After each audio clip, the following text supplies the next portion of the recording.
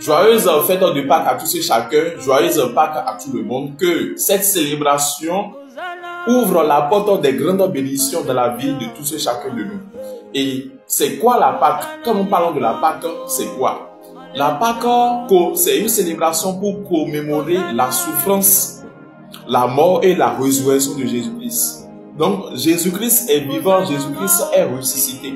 C'est ça la célébration de la Pâques. Mais vous devez savoir que c'est une fête, c'est une célébration qui a évolué avec le temps.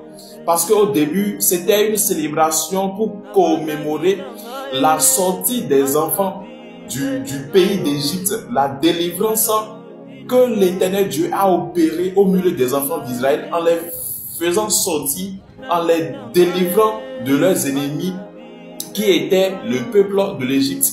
C'était ça au début. Après, c'est évolué et c'est devenu la paix, la fête du pain sans levain. Et c'est après ça, lors de la saison, du temps de Jésus-Christ, lorsque Jésus-Christ est venu, après la mort et la résurrection de Jésus-Christ, la Pâque a pris la tournure de la célébration de la souffrance, de la mort et de la résurrection de Jésus-Christ. Et quand nous parlons de cette Pâque actuellement, nous devons savoir que Jésus-Christ est venu, il a porté nos péchés sur la croix, il a cloué nos péchés sur la croix, et nous avons aujourd'hui un esprit qui est affranchi de tout. Donc toute la gloire revient à notre Dieu. Et étant dans l'attente du retour de notre Seigneur Jésus-Christ, parce que vous devez savoir que la Bible, la parole de Dieu nous enseigne et nous promet que Jésus-Christ fera son retour. Jésus-Christ va revenir. Et lorsqu'il va revenir, c'est pour pouvoir enlever son église, c'est pour pouvoir enlever son peuple. C'est pour pouvoir rendre à chacun selon son œuvre et récompenser ses fidèles. Alors, en étant dans l'attente, qu'est-ce que nous devons faire? Quel caractère nous devons mener? Quelle attitude nous devons avoir en étant dans l'attente du retour de Jésus-Christ? 3 choses que vous devez faire pour pouvoir demeurer dans l'attente du retour de ce Dieu qui est ressuscité pour nous, que nous célébrons aujourd'hui. Première chose à faire, c'est de veiller dans la sainteté. La Bible déclare dans Matthieu 25 au verset 13 que veillez donc car vous ne savez ni le jour ni l'heure. Il faudrait que vous demeurez dans la sainteté, vous devez veiller dans la sainteté. Vous devez vivre une vie de sanctification, vous devez vous éloigner du péché, vous devez vous éloigner du mal.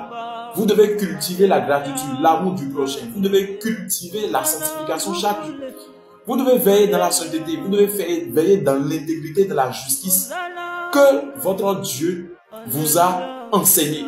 Tout simplement parce que tu ne sais pas le jour, tu ne sais pas aussi l'heure à laquelle ton Dieu fera son retour. Est-ce que lorsqu'il fera son retour, est-ce qu'il te trouvera dans la sainteté qu'il faut? Est-ce qu'il te trouvera dans l'honnêteté qu'il faut?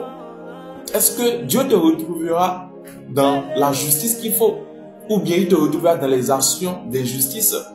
Donc la première chose à faire, il faudrait que vous demeurez et veillez, soyez vigilants par rapport à votre état de sainteté. C'est important. Deuxième chose à faire, c'est de persévérer dans la foi. La Bible nous déclare toujours dans le livre de Matthieu 24 au verset 13 que celui qui persévère jusqu'à la fin sera sauvé. La foi, nous devons demeurer dans la foi jusqu'à la fin. La foi, ce qui ébranle parfois notre foi, c'est les épreuves de la vie, les difficultés de la vie. C'est les vicissitudes de la vie qui fait que parfois notre foi est ébranlée et parfois nous croyons que nous sommes seuls. Or, Dieu est avec nous. Donc, la deuxième chose, vous devez toujours garder la foi. Troisième chose, il faudrait que vous travaillez avec zèle pour l'œuvre de Dieu. Jésus-Christ a dit, je serai avec vous jusqu'à la fin du monde. Mais dans l'attente de son retour, il faudrait que vous travaillez avec zèle. Le Père n'est pas là. Néanmoins, il y a ses disciples sur la terre. Et quand tu es disciple de Jésus, tu es enfant de Jésus, comment tu le sais? La Bible déclare, Dieu est avec ceux qui vont l'adorer en esprit et en vérité.